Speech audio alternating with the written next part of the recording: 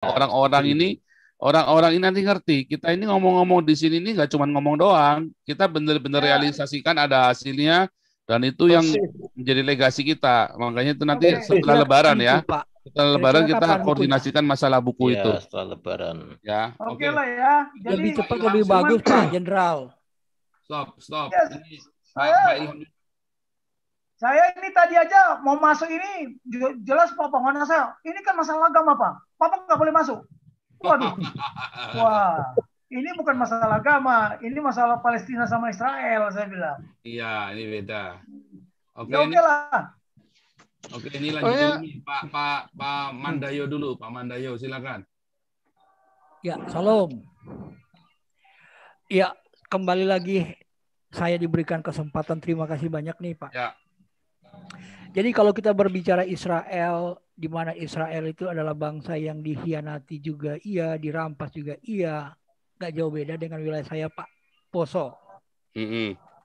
Tidak jauh berbeda. Jadi pada tahun raja terakhir kami, yaitu Raja Talasa dulu, pernah berkata pada tanggal 11 Mei 4 tahun 47 jam 10 pagi, beliau berkata bahwa Laut Teluk Tomini tidak saya pagari. Hai kamu orang Arab, hai kamu orang Tionghoa, hai kamu orang Jawa, Manado, Gorontalo, Parigi, Kaili, dan sebagainya, Bugis, Makassar.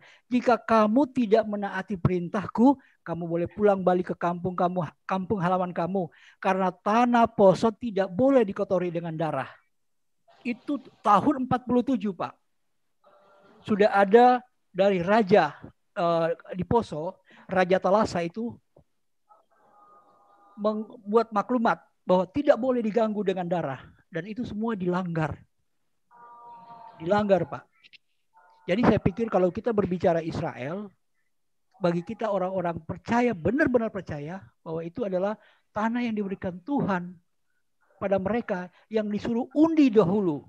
Pada kitab Yosua itu kita bisa tahu, suruh undi dahulu. Jadi kalau sekarang juga pun banyak orang-orang Kristen yang mengatakan bahwa Israel yang kacau, Israel yang suka ngerampas.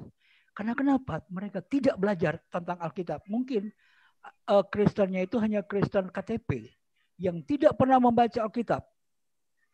Nah, kalau kita berbicara Israel tidak akan pernah selesai, Pak. Karena memang Tuhan sudah menjanjikan kepada mereka dan mereka menjadi tanah jarahan bagi semua orang.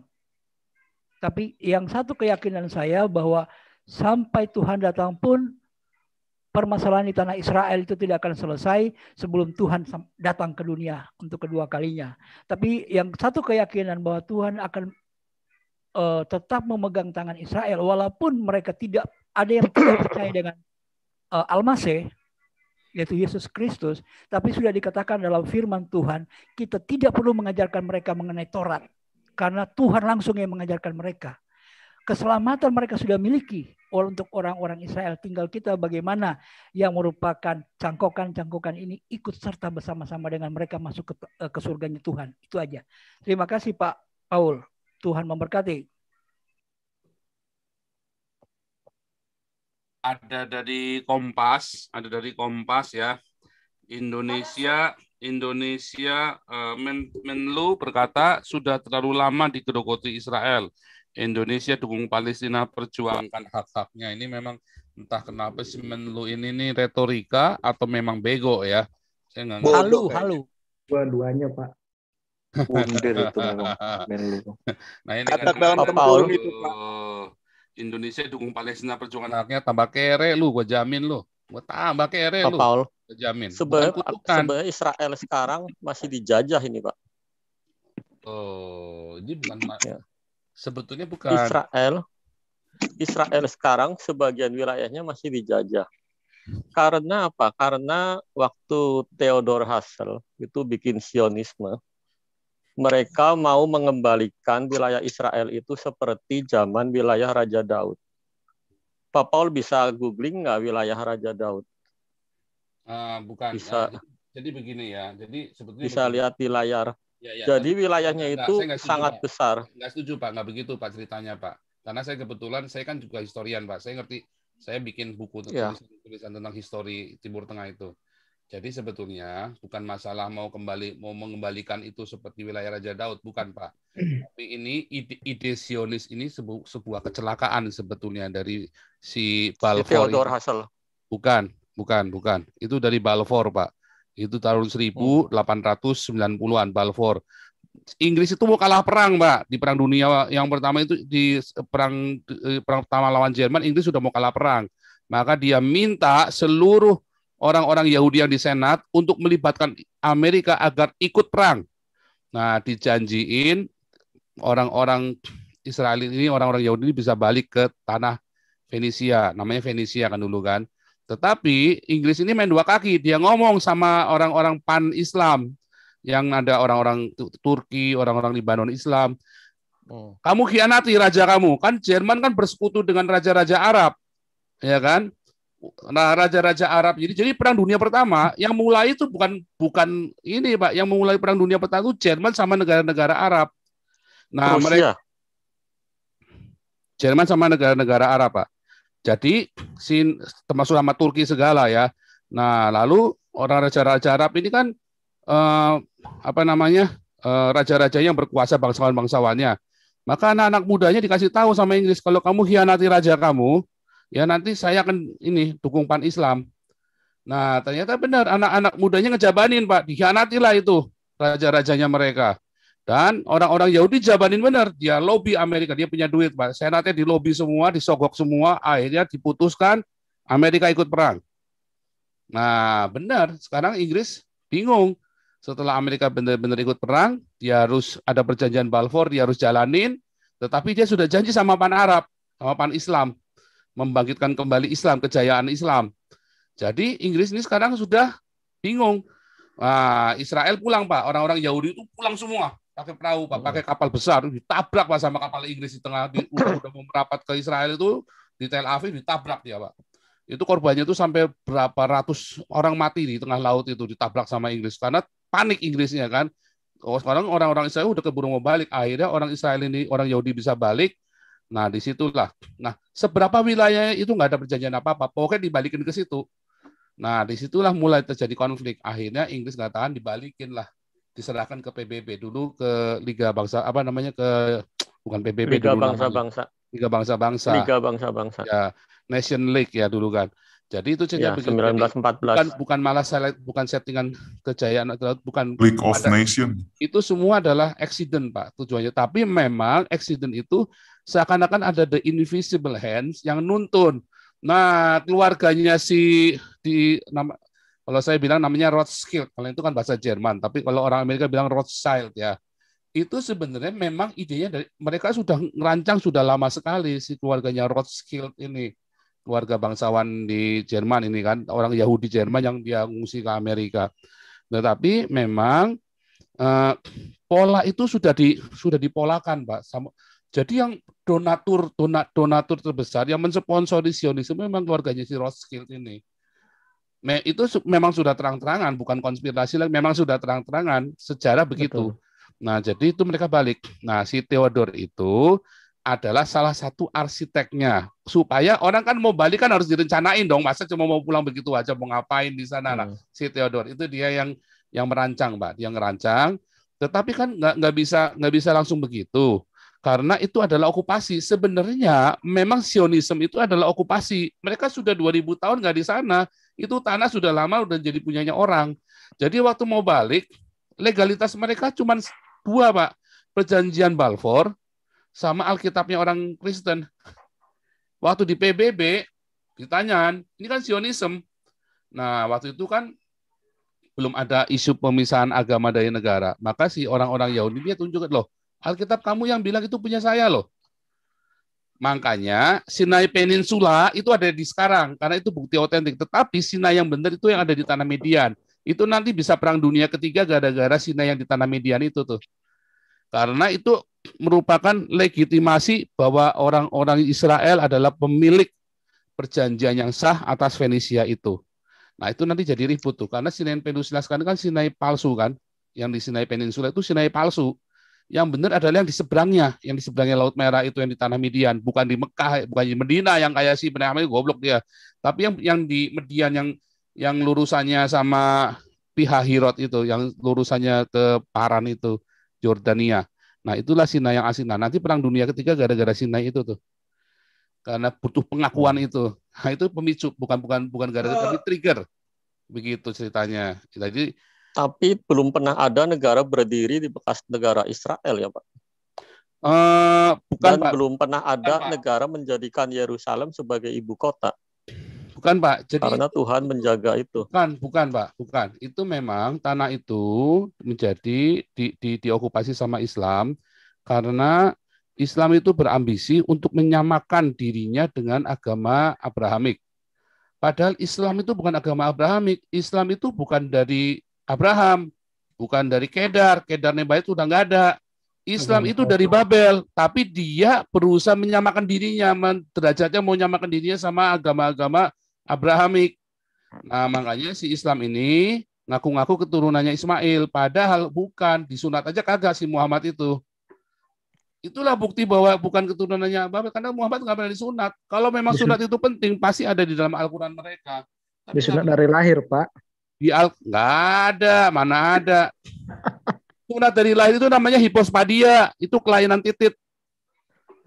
Lobangnya itu ada di bawah. Jadi kalau kencing itu, makanya Muhammad itu kalau kencing jongkok dan mendam 3 kali.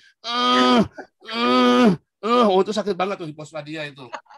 Siapa yang bilang sunat di lahir? Wah nggak ada itu. Mereka Muslim. Hadisnya kan ada bilang katanya disunat sama Jibril. Itu namanya hipospadia, kelainan titit. Lobangnya di bawah. Tapi bentuknya sudah kayak kesunat gitu loh. Tapi lubangnya di bawah, bukan di ujung. Itu udah pernah kita bahas tuh 3 kali itu. Bahwa Muhammad itu hipospadia. Wah, penistaan lagi. Oh enggak, bukan penistaan. Ini saya hanya mengatakan apa yang ada di hadisnya kalian kan. Yeah. Makanya satu-satu Muhammad itu kencingnya jongkok. Kenapa sahabatnya kencingnya berdiri? Karena kalau Muhammad kencingnya berdiri, kencingnya nyiprat semua ke dasternya dia. Karena kan lubangnya di bawah. Kalau sahabat-sahabatnya kan lubangnya di ujung sana, jadi bisa mancur. Wih, bisa begitu kan. Kalau Muhammad nggak bisa, mancurnya ke bawah, kena roknya dia. Makanya dia harus jongkok kencingnya. Gitu. Takut-takutnya juga melambai. Sambil berdaham 3 kali.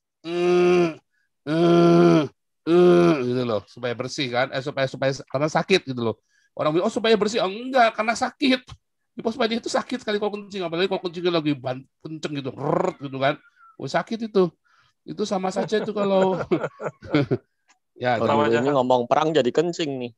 Nah, itu memang begitu ceritanya yang gara-gara sunat itu gara-gara sunat itu justru sunat itu penting loh. Di perjanjian baru saja dibahas bolak-balik masalah sunat, artinya sebegitu pentingnya. Di Al-Quran nggak dibahas sama sekali. Ada yang aneh. Ada yang aneh. Kalau lubang air maninya, Pak? Yang baru cerita sunat, gila-gilaan bisa bunuh-bunuhan tuh gara-gara sunat.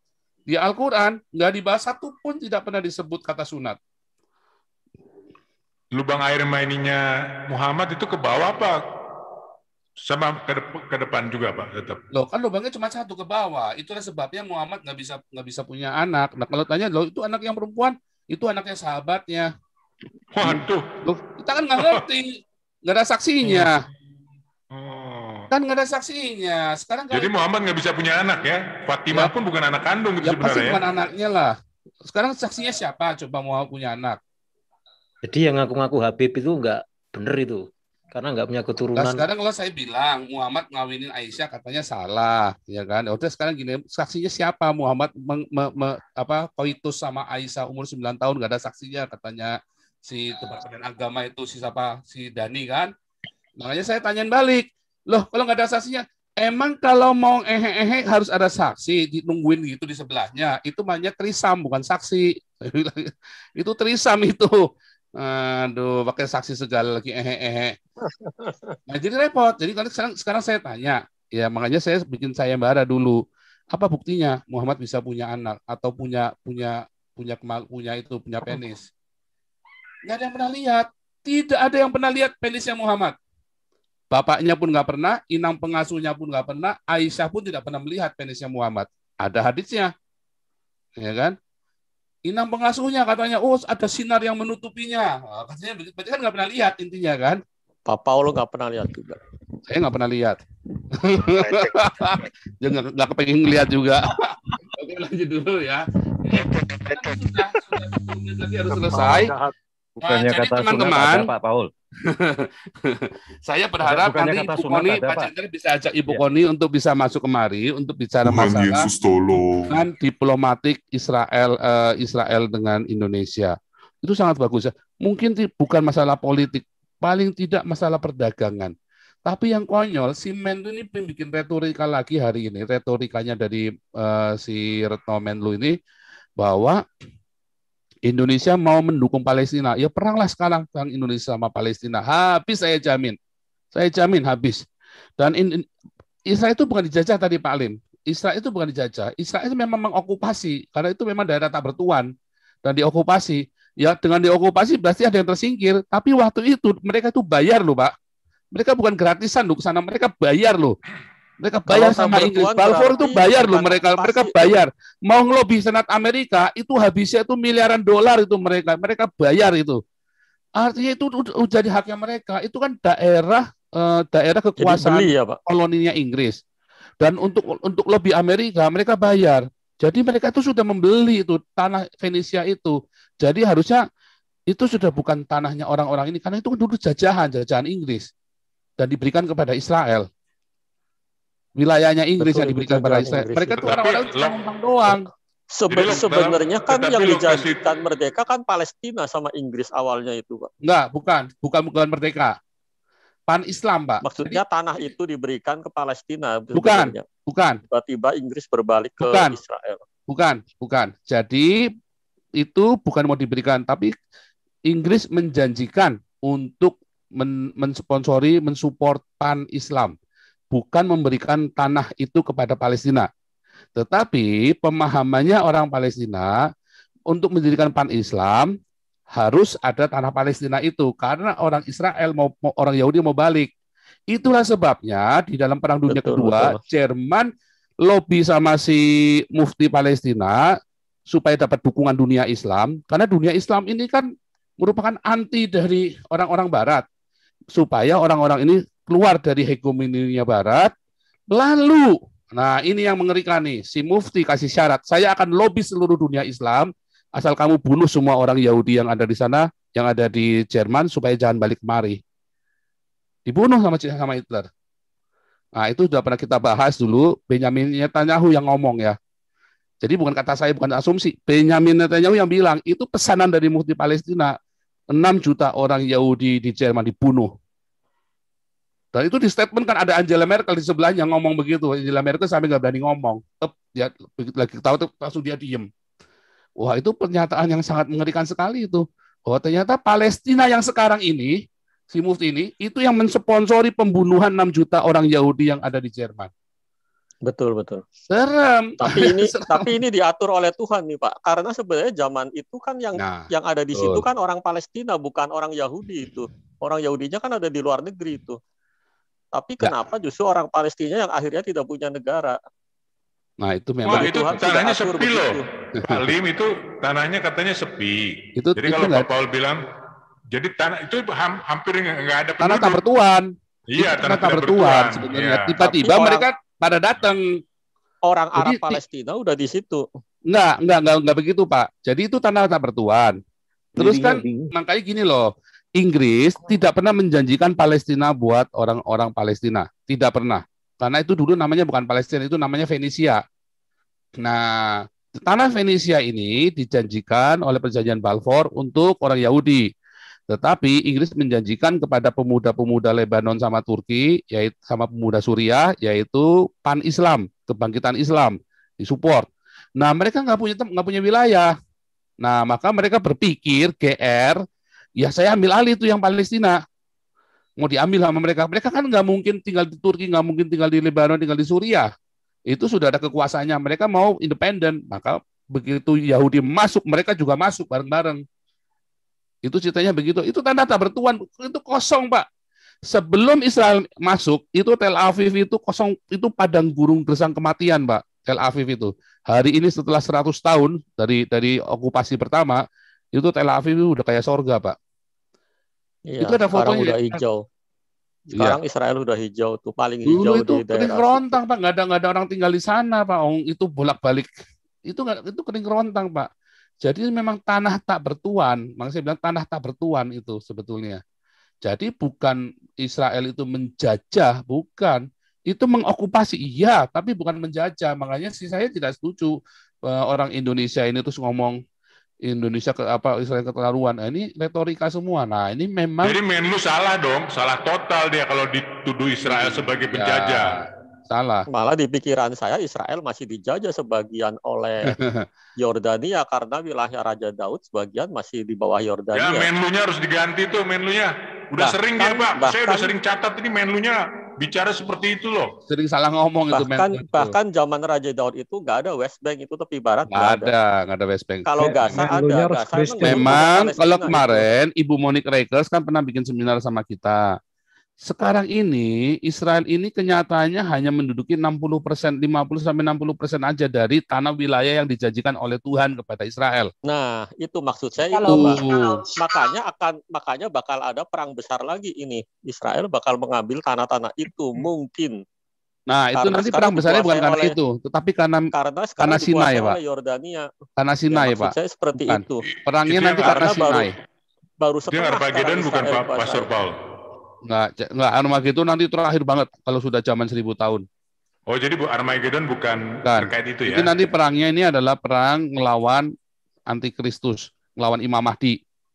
Jadi gini, Israel itu bisa nggak sih kalau mau ngambil alih semua langsung? Oh, bisa banget. Mereka punya nuklir. Seluruh nuklir, saya yakin. Nggak usah nuklir juga berhasil itu, Pak. Itu gampang banget, karena berkali-kali perang, akhirnya Israel harus berhasil ngambil, tapi demi perdamaian Israel selalu mengembalikan. Padahal itu wilayahnya dia sendiri loh, tapi dikembalikan. Defense sistemnya nomor 1 di dunia Israel. Nah, masalahnya adalah itu belum waktunya. Toh jumlah orang Israel juga belum banyak. Yang mau balik betul, juga Pak. Diambil nggak ada gunanya itu. Jadi diambil pun daripada dia ribut sama orang nggak ada gunanya, ya udah dibiarin dulu. Tetapi nanti ributin gara-gara Gunung Sinai nanti. Gunung Sinai di Midian, karena itu legitimasi.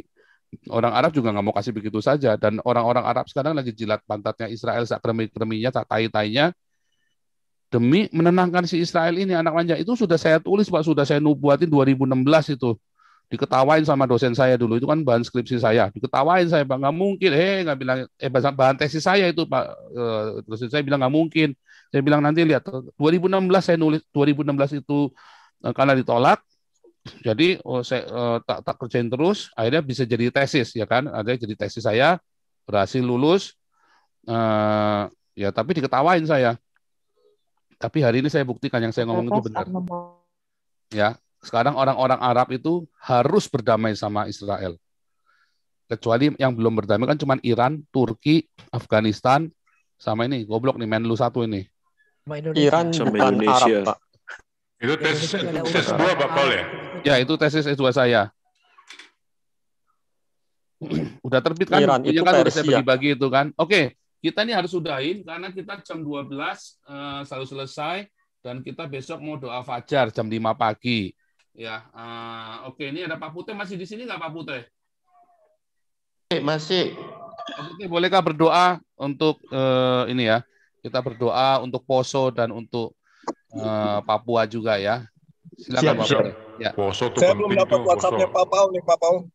Ya. WhatsApp-nya saya belum dapat. Yang tanya siapa tadi, Pak Putih ya? Bukan. Saya. Beta Maluku. Oh, Beta Maluku ya. Udah saya kasih kemarin loh. Kirim kemana, Pak? Kirim ke live chat. Ini saya kirim lagi nih. Oh, saya nggak lihat ya. Di live chat sekarang nih. Saya kirim sekarang. Oke, thank you ya. Silakan Pak Putih.